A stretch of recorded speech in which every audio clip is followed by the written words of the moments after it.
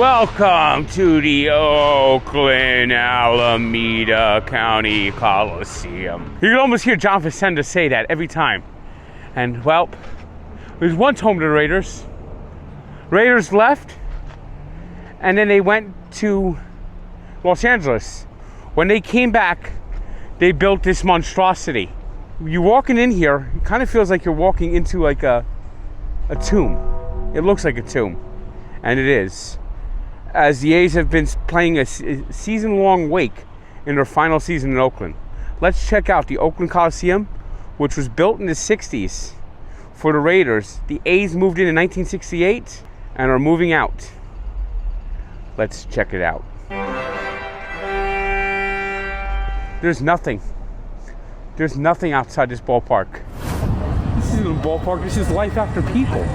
You can take the BART in and you see just how bad and how damaged the city of Oakland is from just how poor it is. They can't afford to build a new stadium. They can't afford to keep the A's. Just as much as this stadium has rotted, the city is rotted. And, well, there seems to be a couple of people trying to have a good time out here, doing some, maybe a little bit of tailgating over here, but there's nothing for fans outside the gates. When you walk in from the BART, it feels like you're walking through a prison with the way the fences are set up. So in terms of ballpark outside atmosphere, is there a way to give them an F-? I was in the Colosseum late one night when my eyes beheld an awesome sight. An A's home run had begun to rise when suddenly, to my surprise, he did the mash. It caught on in a flash. He did the mash. He did the monster mash. The A's have put up a nice little mural on their history in Oakland. And you know, one thing that I haven't seen, they've won 4 World Series in Oakland. There are 4 World Series trophies. Where are they? Those should be on display for the fans to see, not hidden in a team corporate office. So in terms of honoring your history, the A's get an F. Lansford and Parker then joined the show. They're calling this lineup Murderers Row. Canseco, Henderson, Steinbach too. When you come to the park, tell them Tony sent you. And do the back. It's always been called true fans. A hopeless situation, a team getting ready to leave, and they're out here banging drums, making noise. When the A's are making playoff runs, this section was the rowdiest section in this baseball. And now,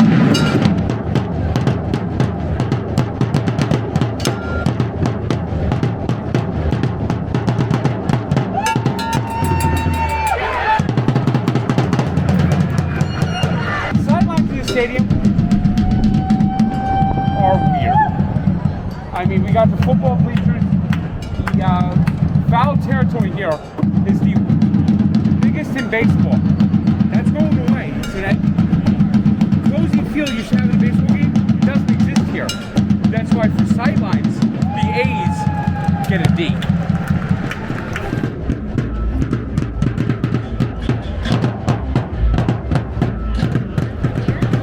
You know, the Athletics have had kind of a vagabond existence as they play their final games in Oakland. This is not the first time they've moved. This team was founded in Philadelphia in 1901 and were a powerhouse. They went to the 1905 World Series, won it in 1910, 1911, 1913, but after losing the 1914 World Series, rumors of players throwing the World Series led Connie Mack, the owner-manager, to sell off all the players. And the A's instantly became one of the worst teams in baseball history. I think one year they went like 30 and 117. Worst winning percentage before the White Sox this year. But in the late 20s, they got good again. They had Jimmy Fox, they had Lefty Grove. They went to the World Series and won it in 29, won it again in 30, but in 31 they lost to the Cardinals. And after that World Series, due to the Great Depression and stock market crash, which was very hard on Connie Mack, they had to sell off the players again. And their next 20 years, they were pretty bad. Connie Mack was manager of the A's and owned them until 1950. And then he finally stepped down as manager, winningest and losingest manager in baseball history. In 1950, the Phillies made a surprise trip to the World Series and stole the hearts of Philadelphia away from the Athletics, who were the more successful team. So in 1954, the Athletics moved to Kansas City. A guy named Arnold Johnson, who was a part owner of the Yankees, brought the Athletics to Kansas City, which had been the Yankees' farm team. And over the next 7 years, the A's kind of were a farm team of the Yankees. For example, in 1961, when the Yankees won the World Series, there were 10 former Athletics on the Yankees. If the Yankees needed a player, they just called the A's, and the A's would give them any player they want for nothing. It was a collusion that was just horrible that this actually happened. I mean, the A's history of bad owners is just incredible. You guys in the bullpen are listening. All right, well, I gotta try a hot dog at every stadium, and of course, you know, they say that the food service here is like failing health grades.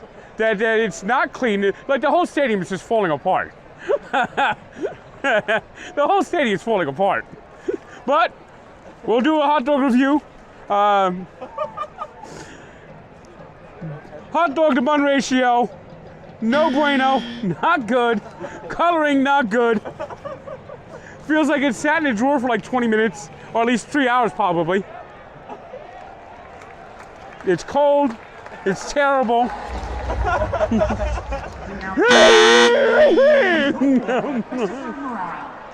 It's chewy.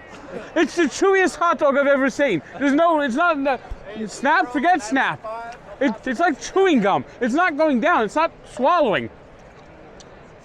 This legitimately is like the worst hot dog I've ever had. Some hot dogs. So in 1961, after Arnold Johnson died, Charlie Finley brought the team and said that that's going to change right now. He changed their colors to green and yellow because he was Irishman, very proud Irishman. But he didn't like being in Kansas City. First he tried to move it to Dallas. Then eventually, after Kansas City got the expansion team set up, he moved the team to Oakland. And they became successful within a few years. They had a dynasty. They won 5 straight division championships, won 3 straight World Series. They won the World Series 72, 73, and 74. But Charlie Finley wasn't very rich independently, and he knew that free agency would not be able to keep up with them. So he eventually had to trade off everyone, and he sold the team. And then in the 80s, they got good with the Brash brothers and Tony La Russa, and his team was competitive. And then they built Mount Davis, and the cracks began to fall. They got new owners that couldn't afford to sign anybody, so they did Moneyball.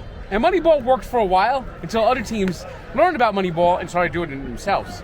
But the A's, for the most part, had a grittiness, a competitiveness that lasted until 2020. When John Fisher basically, knowing that if they were bad, he could move them, so he basically did Major League. And now that's where we are now with John Fisher, and they're going to play a couple of years in Sacramento.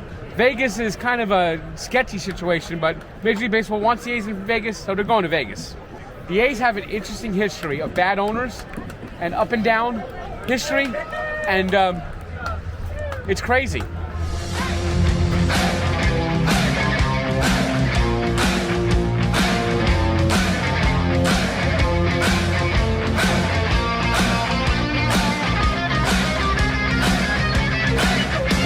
You know what you see over there? You notice that you don't see any advertisement on top of the scoreboard?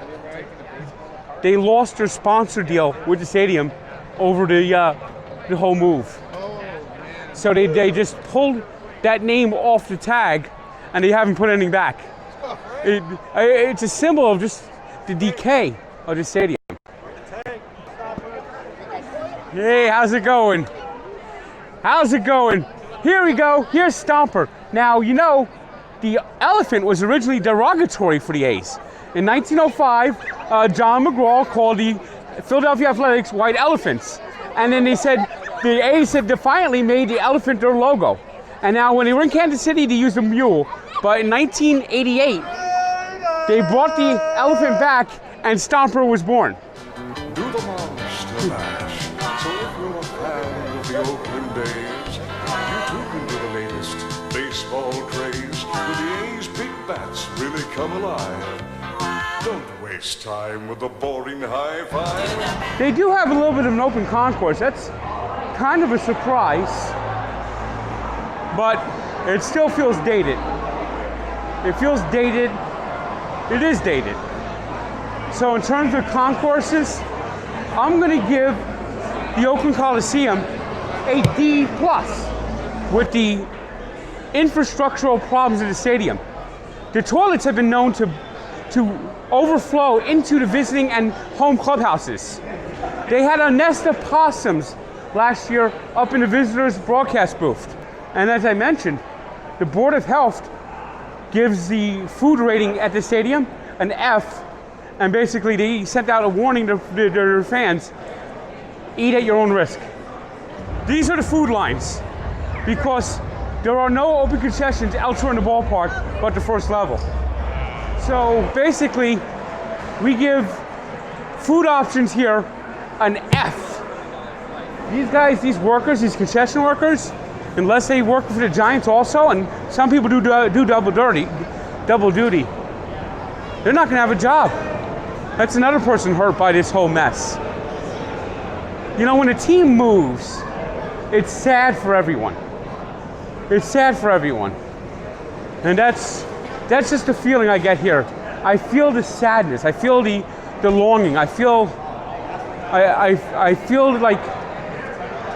like this is, the stadium's talking to me. And Oakland Coliseum is saying to me, I feel empty. They don't have urinals here. They have troughs. That's how outdated this ballpark is. They have troughs. In terms of bathroom cleanliness, this stadium gets an F. Well, if the stadium's immaculate or a mess, it's good to have these dude wipe, personal grooming wipes on your body, on your person. So after those ballpark nostrils go right through you, you could be clean and fresh, even in the worst bathrooms in baseball. Go Giants, Frank. This isn't good. This isn't good. The way this hand has been handled has been atrocious by everyone. John Fisher, the city of Oakland, and the commissioner are all bad guys here. There are no good guys. There are no heroes. This is a major league ballpark. Just say to yourself, this is a major league ballpark. This is disrepair. Basically, you have everyone saying fuck you to each other. No one's helping each other. And Major League Baseball is driving the bus to Vegas.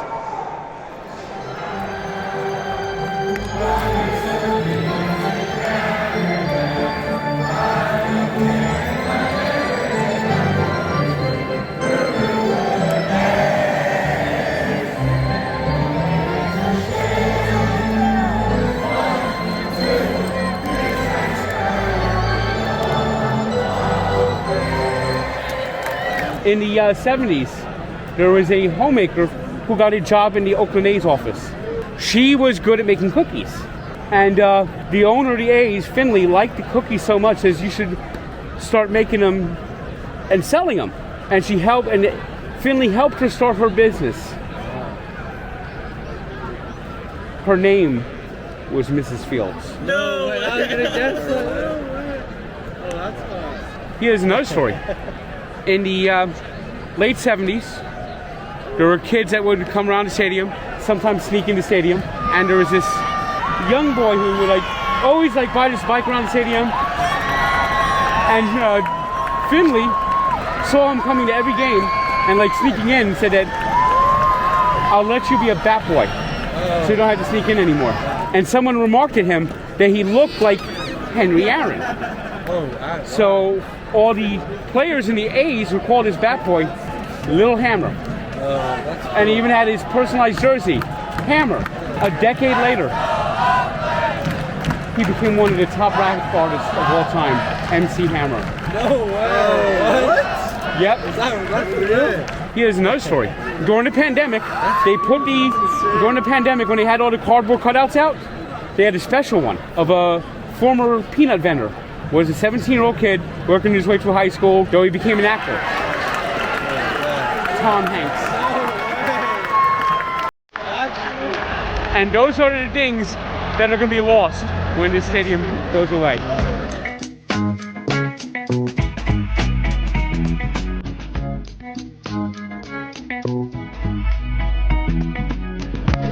All right. What happened here is a tragedy. This stadium was allowed to rot.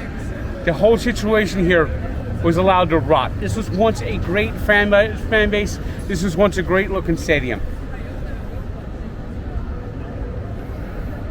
It's an F.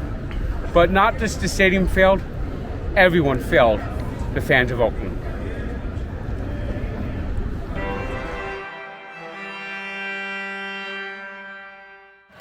Spider webs. In Oakland, we did have spider webs. Ballpark not maintained. That is why they're going away. Look out. They got some spider webs. Take me out to the ballpark. Take me to each one. I'm hitting the road and I'm reviewing everything. Inside, outside, even the game. Of course, there will be a raw dog, plus the ballpark specialty, as I review each ballpark in the MLB.